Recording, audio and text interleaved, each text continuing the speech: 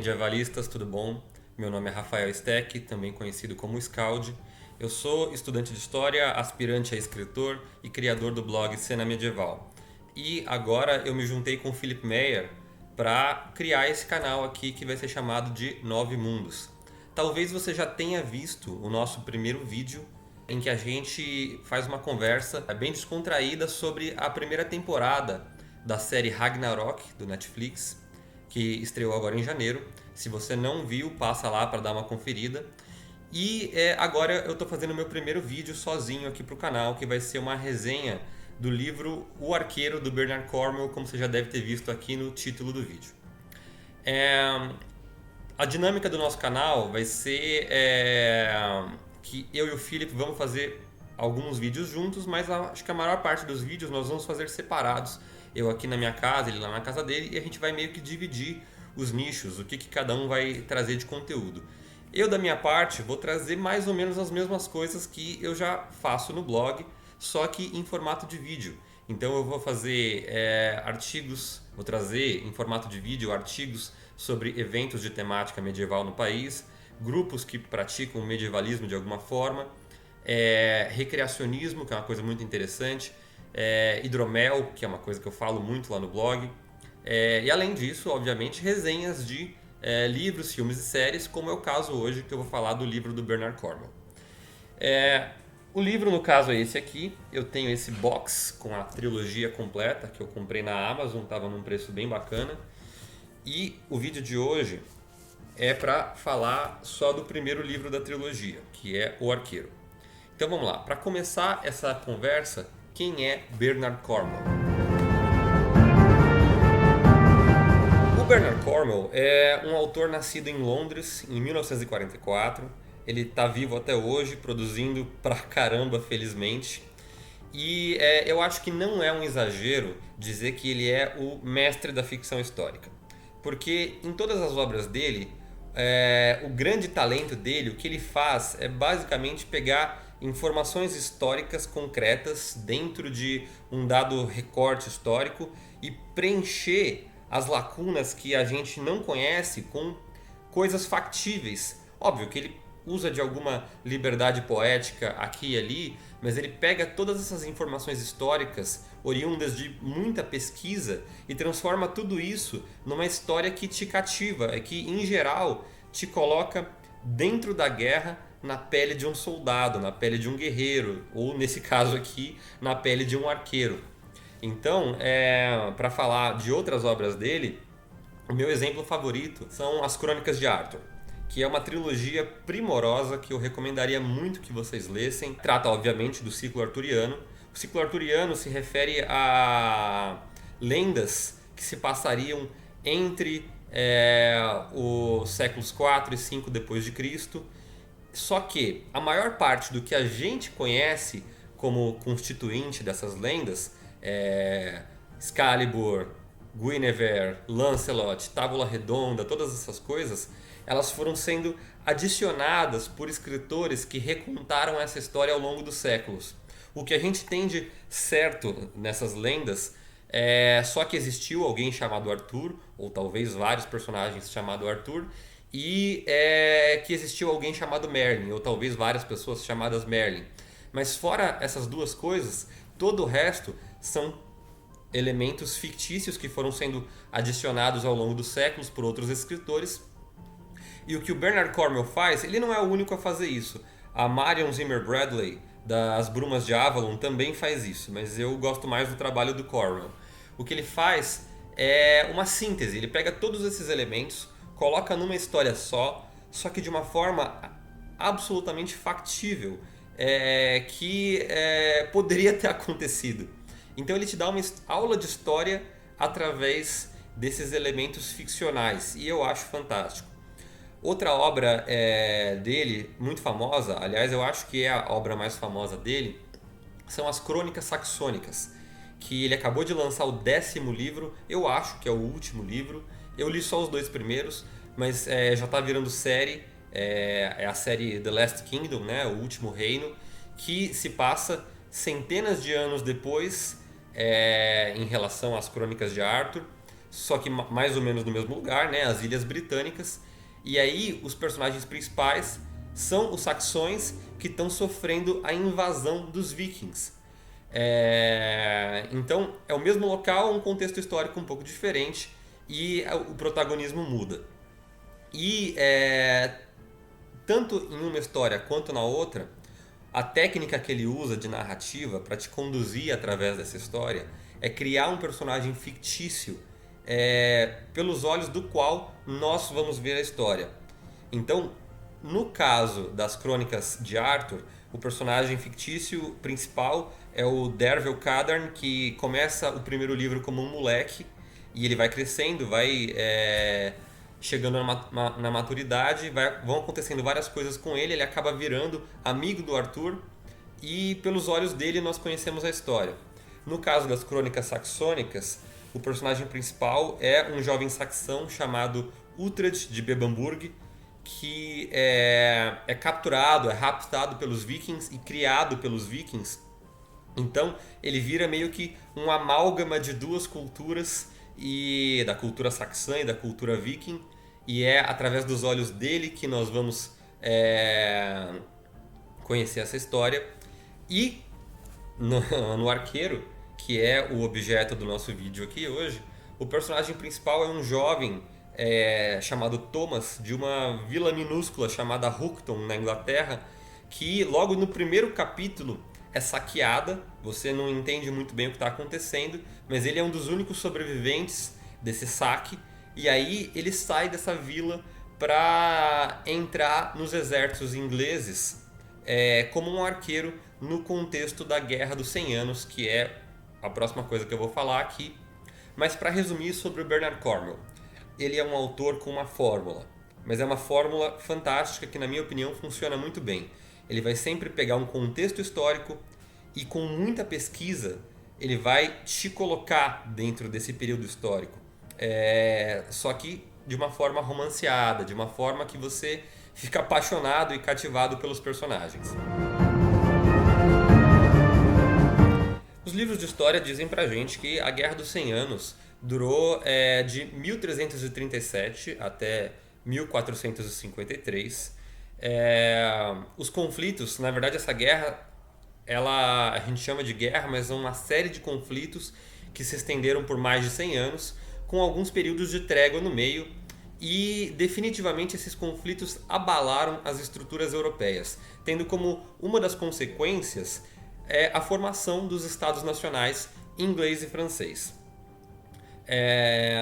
Obviamente, gente, vocês não precisam saber nada disso para curtir o romance. Dá para ler e curtir pra caramba sem ter que pesquisar nada. Mas para quem tem essa curiosidade histórica de saber o contexto no qual o romance está inserido, eu acho isso muito interessante. Então é bom dar essa pincelada aqui no contexto histórico.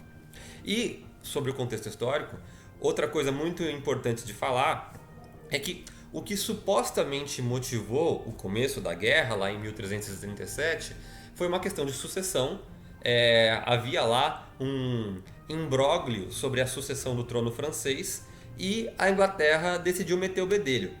Só que isso era só uma desculpa, porque como na maior parte das guerras, o motivo real era basicamente comercial. A Inglaterra, que na época já produzia muita lã, queria escoar essa sua lã e percebeu que para isso seria muito vantajoso se ela dominasse a região de Flandres, que atualmente constitui mais ou menos o que seria a Holanda e a Bélgica, e na época era domínio do trono francês. E então a Inglaterra vai invadir o continente, vai começar a atacar a França para dominar essa região. Só que a França, naquela época, era um reino de forma geral mais rico, tanto em recursos financeiros quanto em recursos humanos, tinha muito mais gente. Então a Inglaterra precisava lançar mão de mais estratégia nessa invasão do continente, nessa invasão da França. E é aí que entra o nosso personagem principal, o Thomas, porque um dos elementos essenciais da estratégia inglesa, isso é muito discutido na historiografia, é justamente o arco longo inglês, uma arma que foi revolucionária.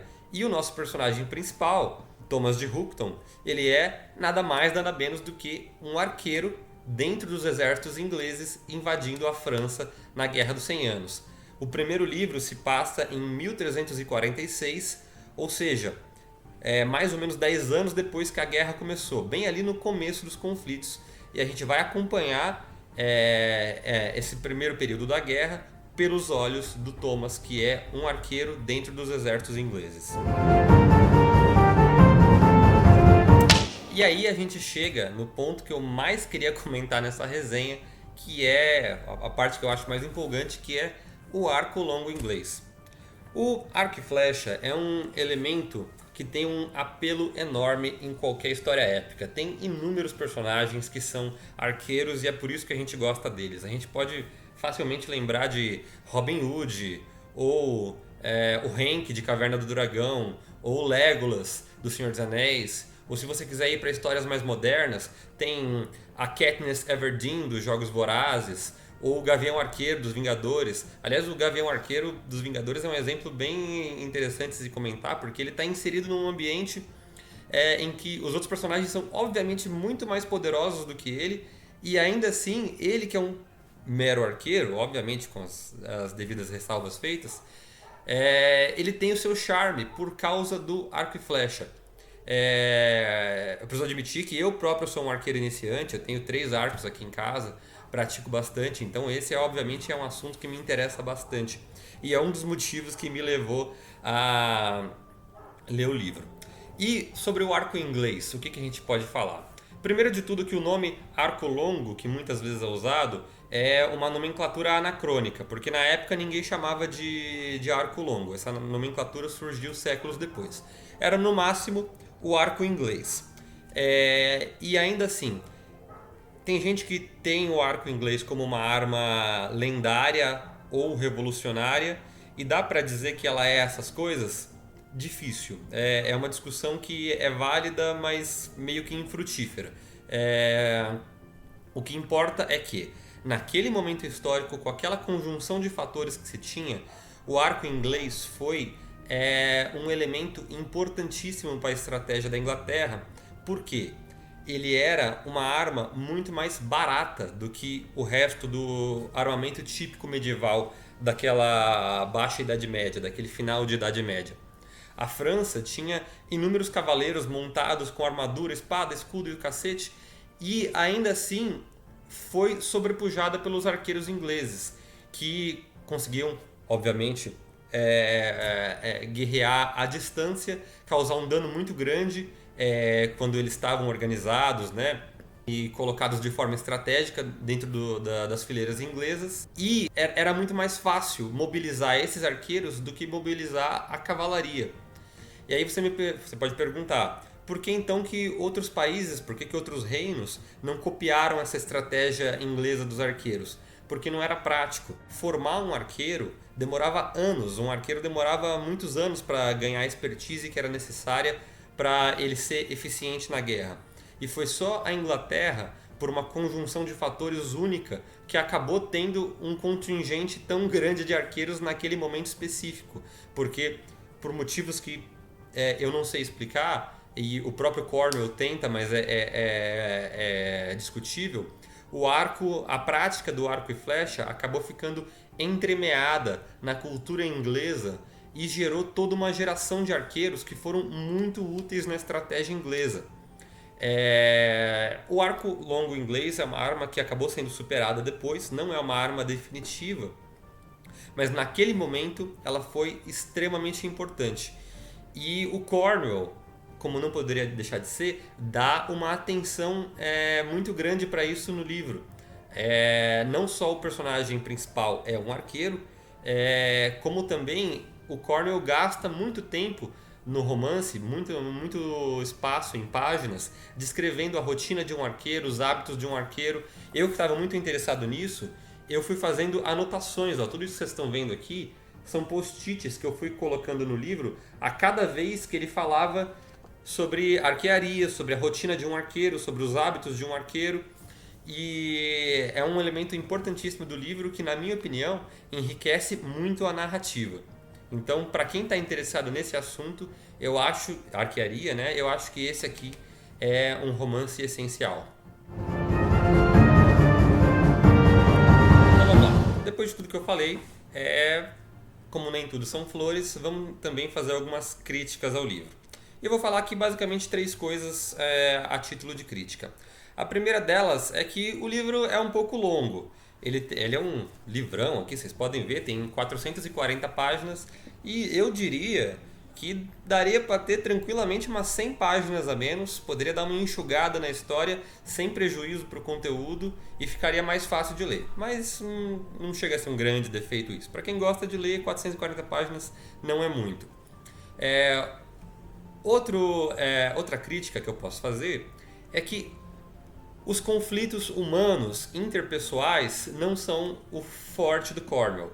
Ele é muito bom em pesquisa histórica, em descrição de batalha, em criação desse ambiente no qual o contexto histórico se encaixa, mas os conflitos humanos dele não são lá muito profundos.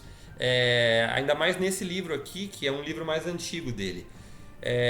Eu posso dizer que nos livros posteriores ele vai dar uma melhorada nisso, mas continua não sendo o foco do Cornwell. Então, se você é um leitor que gosta muito de conflitos humanos, de psicologia, talvez não seja o livro para você. É um livro para quem gosta de guerra, de histórias épicas, de ação ininterrupta. E terceira crítica, que talvez é a maior crítica que eu possa fazer a esse livro, é que ele está inserido numa trilogia que é chamada a trilogia da Busca do Graal. Só que, como vocês podem ver, eu tive um monte de comentários para fazer sobre a Guerra dos 100 Anos, sobre a arquearia, mas eu tenho muito poucos comentários a fazer sobre a Busca do Graal propriamente dita, que me pareceu que, pelo menos nesse primeiro livro da trilogia, não sei os outros dois, é uma questão que fica meio tangencial. Ela serve como ponto de partida para desenvolver o personagem do Thomas, mas não é uma questão que, apesar de ser o título da trilogia, influencie muito na história desse livro. Sei lá, eu acho que poderia ser melhor isso, não atrapalha a leitura, continua sendo uma leitura muito gostosa, mas é um ponto que eu acho que vale a pena ressaltar. É isso aí, galera. Isso aqui foi a resenha do livro O Arqueiro, do Bernard Cornwell. Esse é só o meu primeiro vídeo aqui pro canal, então é um vídeo meio piloto, muita coisa pode mudar. Se vocês tiverem sugestões do que vocês acharam legal, do que vocês não acharam, podem deixar aqui nos comentários. Eu tentei não me alongar para não deixar isso aqui muito extenso, ou deixar isso aqui chato. Teria muito mais coisa para falar, mas se você ficou interessado em ler o livro, se você quer saber mais, dá uma olhada na minha resenha lá no blog Cena Medieval. Ela tem um pouco mais de informação, ela é um pouco mais extensa, eu vou deixar o link aqui na descrição.